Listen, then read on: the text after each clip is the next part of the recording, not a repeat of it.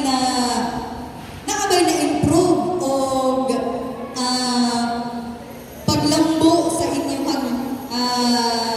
adlaw-adlaw nga pagmabuhi, adlaw-adlaw nga pagsikay-sikay, pinaagi sa tabang sa SNP?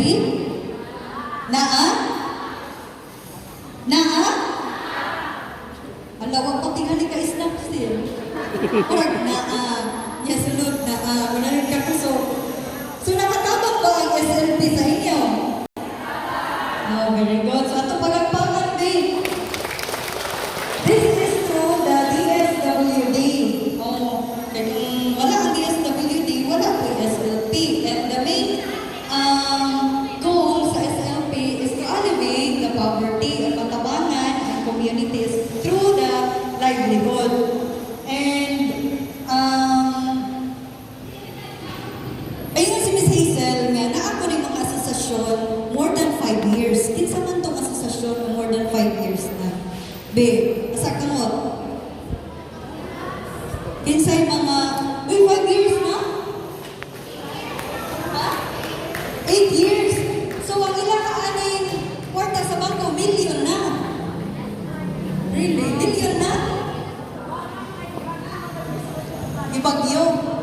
Oh, pero nakakuan na mo, nakahatag na mo inyong mga share sa members. Yearly nga dividend. Thank you.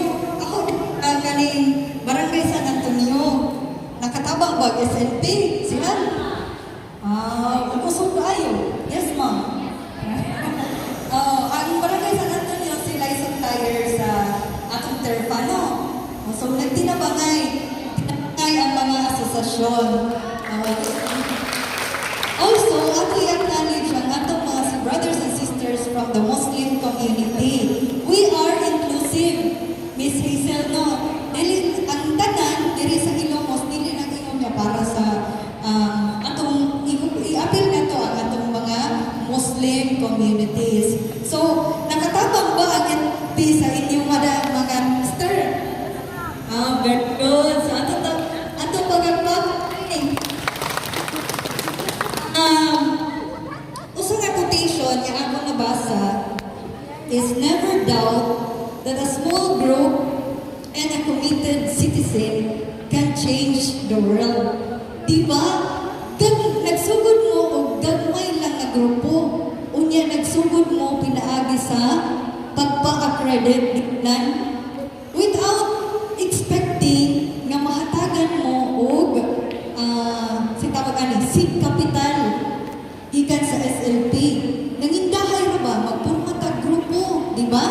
Magpurma tag grupo. Unya ato i-registro.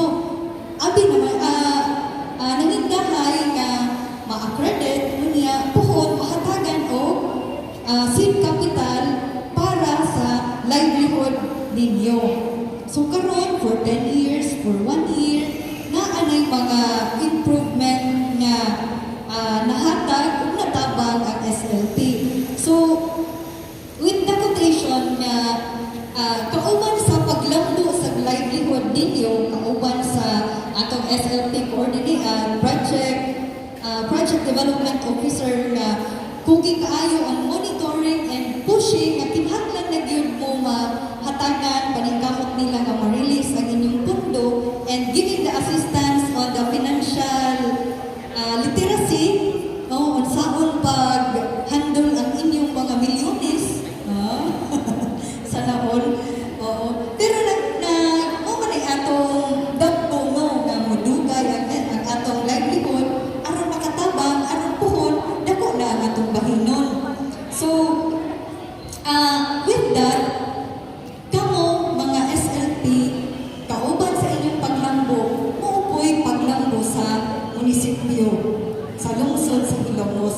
Kay kabahin man mo, usa sa among partnership with the kauban si Roland, the spaces, strengthening the participation and accountability of the civil service organization.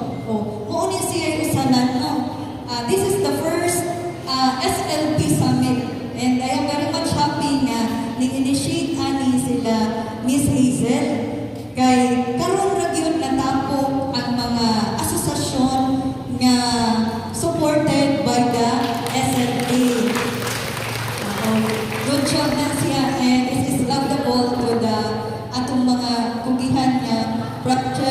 Development Officer. Nga nagkita-kita mo, nagkaila-ila mo, kay kita-kita ra ba yan diri sa Ilongos?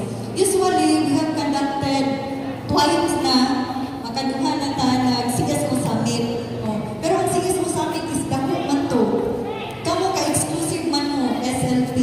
So, daghang salamat sa inyong makugihon sa inyong livelihood.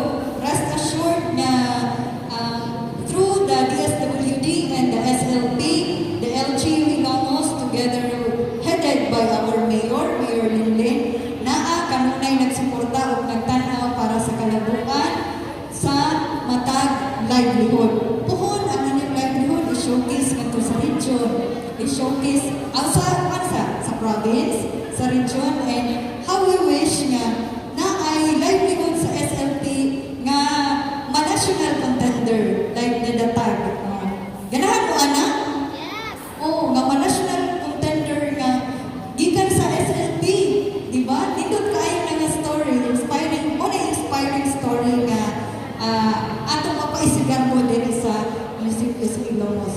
With that, kauban sa pag-angat sa matag Sustainable Livelihood Program Association din sa Ilongos, ako mag-aingon na angat ka?